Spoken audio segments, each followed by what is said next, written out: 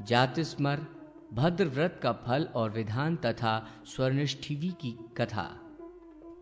महाराज युधिष्ठिर ने पूछा, भगवान, अपने पूर्व जन्मों का ज्ञान होना बहुत कठिन है। आप ये बताएं कि ऋषियों के वरदान, देवताओं की आराधना या तीर्थ स्नान, होम, जप, तप, व्रत आदि के करने से पूर्व जन्म का ज्ञान प्राप्त हो सकता है या नहीं? यदि ऐसा कोई व्रत हो जिसके करने से पूर्व जन्म का स्मरण हो सकता है तो आप उसका वर्णन करें।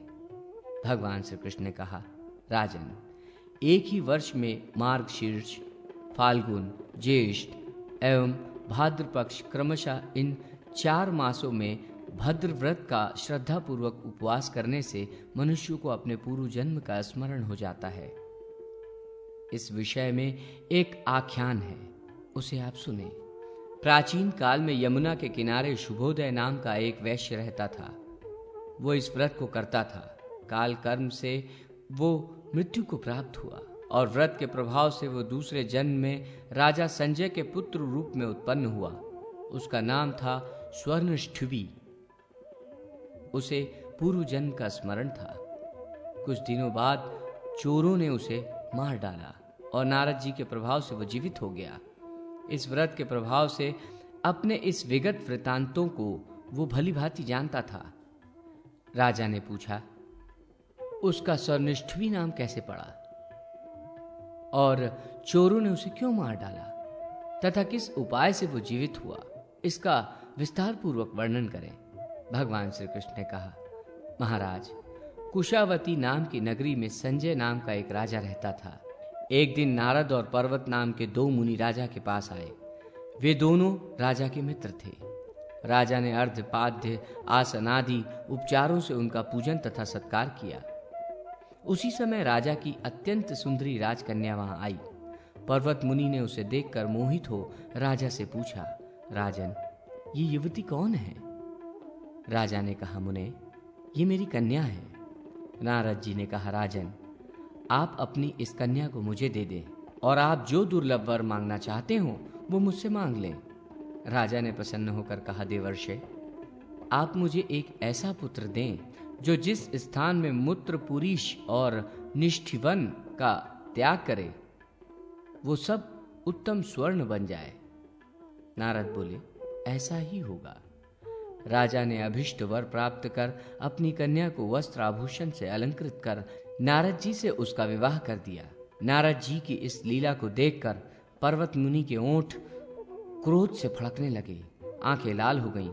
वे नारद जी से बोले, नारद, तुमने इसके साथ विवाह कर लिया, अतः तुम मेरे साथ स्वर्ग आदि लोकों में नहीं जा सकोगे, और जो तुमने इस राजा को पुत्र प्राप्ति का वरदान दिया है, ये पुत्र भी चोरों द्वारा मारा जाएगा। ये सुनकर नारद जी ने कहा, पर्वत, तुम धर्म को जाने बिना मुझे शाप दे रहे हो। ये कन्या है, इस पर किसी का भी अधिकार नहीं। धर्म पूर्वक माता पिता जिसे दे दे वही उसका स्वामी होता है। तुमने मूढ़तावश मुझे शाप दिया है, इसलिए तुम भी स्वर्ग में नहीं जा सकोगे। राजा संजय के पुत्र को चोरों द्वारा मार डाले जाने पर भी मैं उसे यमलोक से ले आऊंगा। इस प्रकार परस्पर शाप देकर और राजा संजय के द्वारा सत्कृत होकर दोनों मुनि अपने अपने आश्रम की ओर चले गए। तदनंतर 7वें महीने में राजा को पुत्र उत्पन्न हुआ। वो कामदेव के समान अतिशय रूपवान और पुनर्जन्मों का ज्ञाता था। नारद जी के वरदान से जिस स्थान पर वो मूत्र पुरुष आदि परित्याग करता वही वो सुवर्ण हो जाता। इसलिए राजा ने उसका नाम स्वर्णिष्ठिवी रखा। वो राजपुत्र सभी प्राणियों की बातों को समझता था। राजा संजय ने पुत्र के प्रभाव से बहुत धन प्राप्त कर राजसूय आदि यज्ञों का विधि पूर्वक संपादन किया। उसने अनेक कूप, सरोवर, देवालयों आदि का निर्माण कराया। पुत्र की रक्षा के लिए विशाल सेना भी नियुक्त कर दी। स्वर्णिष्ठिवी के प्रभाव से राजा संजय के यहाँ स्वर्ण की ढेर सारी राशियां एकत्र हो गईं। एक समय के बाद राजपुत्र की अत्यंत ख्याति सुनकर लोभवश मदोद्वत चोरों ने भी स्वर्णिष्ठिवी का हरण कर लिया। परंतु जब उसके शरीर में कहीं भी सोना नहीं देखा तब चोरों ने उसे मारकर जंगल में फेंक दिया। चोरों द्वारा पुत्र के मारे जाने पर राजा बहुत दुखी हो विलाप करने लगा। उस समय नारद जी वहां पुनः पधारे। नारद जी ने अनेक प्राचीन राजाओं की गाथाएं सुनाकर राजा के शोक को दूर किया और यमलोक में जाकर वे राजपुत्र को ले आए।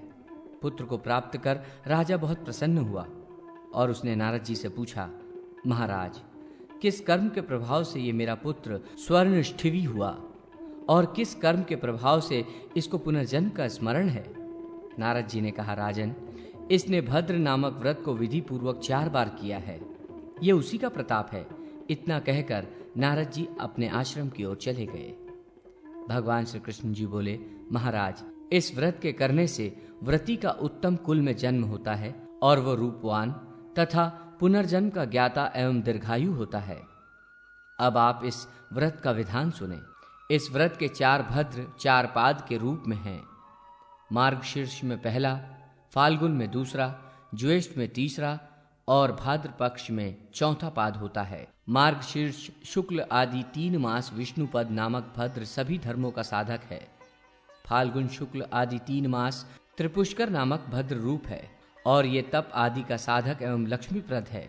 ज्येष्ठ शुक्ल आदि 3 मास त्रिराम नामक भद्र है। ये सत्य और शौर्य प्रदान करता है।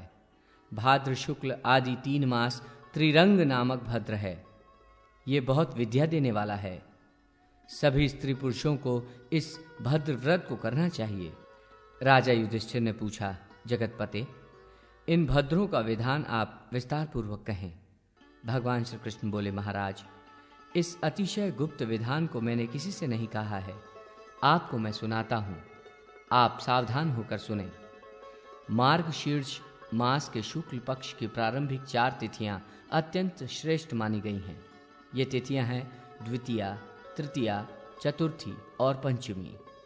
व्रती को प्रतिपदा के दिन जितेंद्रिय होकर एक मुक्त रहना चाहिए।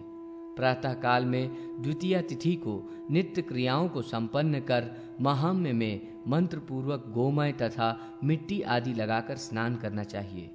इन मंत्रों के अधिकारी 4 वर्ण हैं, किंतु वर्ण संकरों को इनका अधिकार नहीं है। विधवा स्त्री यदि सदाचार संपन्न हो तो वो भी इस व्रत की अधिकारिणी है। सधवा स्त्री अपने पति की आज्ञा से ये व्रत ग्रहण करे। शरीर में मिट्टी लेपन करने का मंत्र इस प्रकार है, मुक्ति के दुष्ट दैत्यों का विनाश करने वाले देवताओं के द्वारा आप वंदित हैं। मैं भी भक्ति पूर्वक आपकी वंदना करता हूं। मुझे आप पवित्र बना दें। अनंतर जल के सम्मुख जाकर सफेद सरसों, कृष्ण तिल, वच और सर्वोषधि का उपटन लगाकर जल में मंडल अंकित कर मंत्र पढ़ने चाहिए। मंत्र पढ़कर स्नान कर शुद्ध वस्त्र पहन संध्या और तर्पण करें। फिर घर आकर नियम पूर्वक रहें और चंद्रोदय पर्यंत किसी से संभाषण न करें। इसी प्रकार द्वितीया आदि तिथियों में कृष्ण, अच्युत, अनंत और ऋषिकेश इन नामों से भक्ति पूर्वक भगवान का पूजन करें। पहले दिन भगवान के चरणार विंदों का, दूसरे दिन नाभि का, तीसरे दिन वक्षस्थल का और चौथे दिन नारायण के मस्तक का विधि पूर्वक उत्तम पुष्प, धूप, दीप, नैवेद्य आदि से पूजन करें।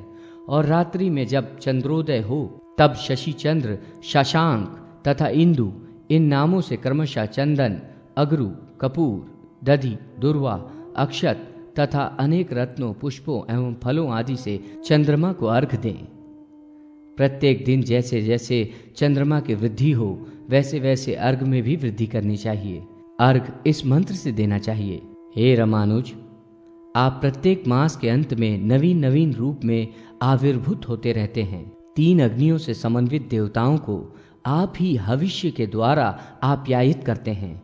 आपकी उत्पत्ति क्षीर सागर के मंथन से हुई है। आपकी आभा से ही दिशा विदिशाएं आभासित होती हैं। गगन रूपी आंगन के आप सत्य स्वरूपी दैदीप्यमान दीपक हैं। आपको नमस्कार है। चंद्रमा को अर्घ्य निवेदित कर ये अर्घ्य ब्राह्मण को दे दें। अनंतर मौन होकर भूमि पर पद्म पत्र बिछाकर भोजन करें। पलाश या अशोक के पत्रों द्वारा पवित्र भूमि या शिलातल का शोधन कर इस मंत्र से भूमि की प्रार्थना करनी चाहिए। संपूर्ण रसों को उत्पन्न करने वाली हे पृथ्वी देवी, आपके आश्रय में मैं योजन करना चाहता हूँ। मुझ पर अनुग्रह करने के लिए आप इस अन्न को अमृत के समान उत्तम स्वाद युक्त बना दें। अनंतर शाक तथा पाकान्न का भोजन करें। भोजन के बाद आचमन करें और अंगों का स्पर्श कर चंद्रमा का ध्यान करते हुए भूमि पर ही शयन करें। द्वितीया के दिन क्षार एवं लक्षण रहित हविष्य का भोजन करना चाहिए। तृतीया को निवार तथा चतुर्थी को गाय के दूध से बने उत्तम पदार्थों को ग्रहण करना चाहिए। पंचमी को घृत युक्त कृष्ण राग्न ग्रहण करना चाहिए। इस भद्र व्रत में सावा, चावल, गाय का घृत तथा अन्य गव्य पदार्थ एवं अयाचित प्राप्त वन्य फल प्रशस्त माने गए हैं। अनंतर प्रातःकाल स्नान कर पितरों का तर्पण कर ब्राह्मणों को भोजन कराकर उन्हें दान दक्षिणा आदि देकर विदा करना चाहिए। बाद में भृत्य एवं बंधुजनों के साथ स्वयं भी भोजन करें। इस प्रकार 3-3 महीनों तक 4 भद्र व्रतों का जो वर्ष पर्यंत भक्तिपूर्वक प्रमाद रहित होकर आचरण करता है, उसे चंद्रदेव प्रसन्न होकर श्री विजय आदि प्रदान करते हैं। जो कन्या इस भद्र व्रत का अनुष्ठान करती है, वो शुभ पति को प्राप्त करती है।